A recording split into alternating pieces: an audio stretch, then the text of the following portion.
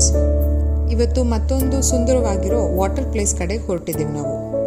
ಆದರೆ ಇದು ಬೆಂಗಳೂರಿಂದ ತುಂಬ ದೂರ ಏನಿಲ್ಲ, ಬೆಂಗಳೂರಲ್ಲೇ ಇರೋ ಒಂದು ಲೊಕೇಶನ್. ಸುಮಾರು 30-35 ಕಿಲೋಮೀಟರ್ ಅಷ್ಟೇ ಅಪ್ರಾಕ್ಸ್. ಅದರ ಜೊತೆ ಡೈರೆಕ್ಟ್ ಬಸ್ಸಸ್ ಕೂಡ ಇದೆ ಈ ಜಾಗಕ್ಕೆ. ಆಲ್ರೆಡಿ ನೀವು ಗೆಸ್ ಮಾಡಿರ್ತೀರಾ, ಮಂಚಿನಬೆಲೆ ಡ್ಯಾಮ್. ನಾನು ಸುಮಾರು ಸಲ ವಿಸಿಟ್ ಮಾಡಿದ್ದೀನಿ ಈ ಲೊಕೇಶನ್ನ. ಆದರೆ ಪ್ರತಿ ಸಲ ಇಲ್ಲಿ ಬರಬೇಕಾದ್ರೆ ಫಸ್ಟು ನಾವು ವಿಸಿಟ್ ಮಾಡೋದು ಆನ್ ದಿ ವೇಲಿರೋ ಈ ನರ್ಸರೀಸ್ನ. ಇಲ್ಲಿ ನಿಮಗೆ ಇಂಡೋರ್ ಪ್ಲ್ಯಾಂಟ್ಸ್, ಔಟ್ಡೋರ್ ಪ್ಲ್ಯಾಂಟ್ಸ್ ಮತ್ತು ಎಲ್ಲ ಥರ ಹೂಗಳು, ಎಲ್ಲ ಸುಮಾರು ವೆರೈಟೀಸ್ ಇರೋ ಗಿಡಗಳು ಸಿಗುತ್ತೆ. ಅದರ ಜೊತೆ ಪ್ರೈಸ್ ವೈಸು ತುಂಬಾ ಚೀಪ್ ಇದೆ. ನಾನು ಕೆಲವು ರೋಸ್ ಗಿಡ ಮತ್ತು ದಾಸವಾಳದ ಹೂ ಗಿಡಗಳನ್ನ ತೊಗೊಂಡೆ. ಎಷ್ಟು ಗೆಸ್ ಮಾಡಿ ಪ್ರೈಸು? 30 rupees per piece. ಬೆಂಗಳೂರಿಗೆ ಸುಮಾರು ಕಡೆಗೆ ಇಲ್ಲಿಂದನೇ ಗಿಡಗಳು ಸಪ್ಲೈ ಆಗುತ್ತೆ. ಆ್ಯಕ್ಚುಲಿ ನೀವೇನಾದರೂ ಕಪಲ್ ಡ್ರೈವ್ ಅಥವಾ ಸೋಲೋ ಡ್ರೈವ್ ಇದೇನಾದರೂ ಬರಬೇಕಂತ ಇದ್ದರೆ ಈ ಪ್ಲೇಸ್ ಬೆಸ್ಟು. ಯಾಕಂದರೆ ಇಲ್ಲಿ ನಿಮಗೆ ಸೇಫ್ಟಿ ವೈಸ್ ಅಂತೂ ಏನೂ ಭಯ ಇಲ್ಲ. ತುಂಬ ದಟ್ಟವಾದ ಕಾಡು ಆ ರೀತಿಯೆಲ್ಲ ಇಲ್ಲ. ಆದರೆ ತುಂಬ ಒಳ್ಳೆ ನೇಚರ್ ಇದೆ. ಜೊತೆಗೆ ಆ ಡ್ಯಾಮಿಂದ ಹರಿದು ಬರೋ ನೀರಿದೆಯಲ್ಲ, ಆ ಪ್ಲೇಸ್ ಕೂಡ ತುಂಬ ಚೆನ್ನಾಗಿದೆ. ಮುಂದೆ ಹೋಗ್ತಾ ತೋರಿಸ್ತೀನಿ. ಈ ನೈಸರ್ಗಿಕ ಸೌಂದರ್ಯ, ಅದರ ಜೊತೆ ಪ್ರಶಾಂತವಾಗಿರುವ ಈ ಸ್ಥಳ, ಇಲ್ಲಿ ಸುಮಾರು ಪ್ರವಾಸಿಗಳು ಭೇಟಿ ನೀಡ್ತಾರೆ. ಅದರಲ್ಲೂ ವೀಕೆಂಡ್ಸಲ್ಲಿ ತುಂಬ ಜನ ಇರ್ತಾರೆ.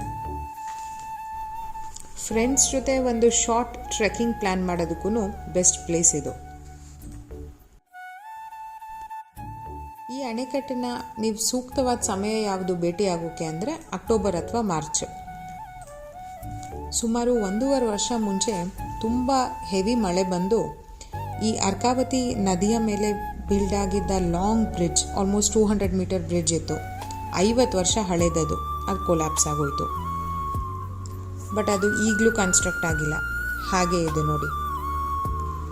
ಈ ಬ್ರಿಡ್ಜ್ ಕೊಲ್ಯಾಪ್ಸ್ ಆದಾಗ ಒಬ್ಬರು ಬೈಕ್ ಓಡಿಸ್ಕೊಂಡು ಹೋಗ್ತಿದ್ದ ಚಾಲಕರು ಪಾಪ ಅಲ್ಲಿ ಸಿಕ್ಕಾಕೊಂಡಿದ್ರು ಬೈಕ್ ಸಮೇತ. ಆ ಟೈಮಲ್ಲಿ ಅಲ್ಲಿರೋ ಹಳ್ಳಿಯವರು ಹೆಲ್ಪ್ ಮಾಡಿ ಅವ್ರನ್ನ ಕಾಪಾಡಿದ್ದಾರೆ. ಆದರೆ ಬೈಕು ನದಿಲಿ ಕೊಚ್ಚೋಯ್ತು. ಹೇಗೋ ದೇವ್ರ ದಯೆಯಿಂದ ಅವ್ರ ಜೀವ ಉಳಿಸಿದ್ದಾರೆ ಹಳ್ಳಿಯವರು. ಆದರೆ ಪಾಪ ಆ ಹಳ್ಳಿಯವ್ರಿಗೆ ಒಳ್ಳೆ ಕನೆಕ್ಟಿವಿಟಿ ಇದ್ದ ಈ ಬ್ರಿಡ್ಜ್ ರೋಡ್ನ ಇನ್ನೂ ಯಾರೂ ರೀಕನ್ಸ್ಟ್ರಕ್ಟ್ ಮಾಡಿಲ್ಲ. 1.5 ಇಂದ 2 ವರ್ಷ ಆಗ್ತಾ ಬಂತು. ಆದರೂ ಇದ್ರ ಸ್ಥಿತಿ ಹೀಗೆ ಇದೆ. ಇನ್ನು ನೀರಲ್ಲಿ ಸ್ವಲ್ಪ ಆಟ ಆಡ್ತಾ ಹೊಟ್ಟೆ ಹಸಿವು ಜೋರಾಗುತ್ತೆ. ಆ ಟೈಮಲ್ಲಿ ಇಲ್ಲಿ ಆನ್ ದಿ ವೇ ನಿಮಗೆ ಸುಮಾರು ಫಿಶ್ ಸ್ಟಾಲ್ ಕಾಣುತ್ತೆ. ಒಳ್ಳೆ ಟೇಸ್ಟಿ ಫಿಶ್ ಫ್ರೈ ಸಿಗುತ್ತೆ. ನಾವು ಇವಾಗ ಫಿಶ್ ಫ್ರೈ ತಿನ್ನೋಣ ಅಂತ ಬಂದ್ವಿ. ಸೌದೆ ಒಲೆಯಲ್ಲಿ ಒಳ್ಳೆ ಫಿಶ್ ಫ್ರೈ ರೆಡಿ ಆಗ್ತಾ ಇದೆ ನೋಡಿ. ಆದರೆ ಇದನ್ನು ಇಲ್ಲೇ ತಿಂದರೆ ಬೋರಿಂಗ್ ಇರುತ್ತೆ. ಅದಕ್ಕೆ ನಾವು ಇದನ್ನು ಪಾರ್ಸಲ್ ತೊಗೊಂಡು ಒಂದು ಒಳ್ಳೆ ಸ್ಪಾಟ್ ಇದೆ, ವಾಕಬಲ್ ಡಿಸ್ಟೆನ್ಸಲ್ಲಿ. ಸ್ಪಾಟ್ ಅನ್ನೋದಕ್ಕಿಂತ ಒಳ್ಳೆ ವ್ಯೂ ಪಾಯಿಂಟ್, ಅಲ್ಲಿಗೆ ಹೊರಟ್ವಿ. ಈಗ ಸ್ವಲ್ಪ ನಡಿಬೇಕಾಗತ್ತೆ, ಆದರೆ it will not go waste. ನೀವು ನಡೆದು ಆ ಪೀಕ್ ಪಾಯಿಂಟ್ ಹೋದ್ಮೇಲೆ ಅಲ್ಲಿಂದ ಸುಂದರವಾಗಿರೋ ಡ್ಯಾಮು, ಆ ಹರಿತಿರೋ ನದಿ ಎಲ್ಲ ವ್ಯೂ ಕಾಣುತ್ತೆ. ಹಾಗೆ ಸಂಜೆ ಆಗ್ತಾ ಒಳ್ಳೆ ಸನ್ಸೆಟ್ ಕೂಡ ಕಾಣುತ್ತೆ. ಆ ಎತ್ತರವಾದ ಪ್ರದೇಶಕ್ಕೆ ಹೋಗ್ತಾ ಇದ್ದಂಗೆ ಎಷ್ಟು ಗಾಳಿ ಗೊತ್ತಾ, ಸಖತ್ ಜೋರು ಗಾಳಿ, ಅದೇ ಚೆಂದ. ಸುಮಾರು ಸಲ ನಾವು ಮನೆಯಿಂದ ಕೂಡ ಲಂಚ್ ಪಾರ್ಸಲ್ ಮಾಡ್ಕೊಂಡು ತೊಗೊಬಂದಿದ್ವಿ.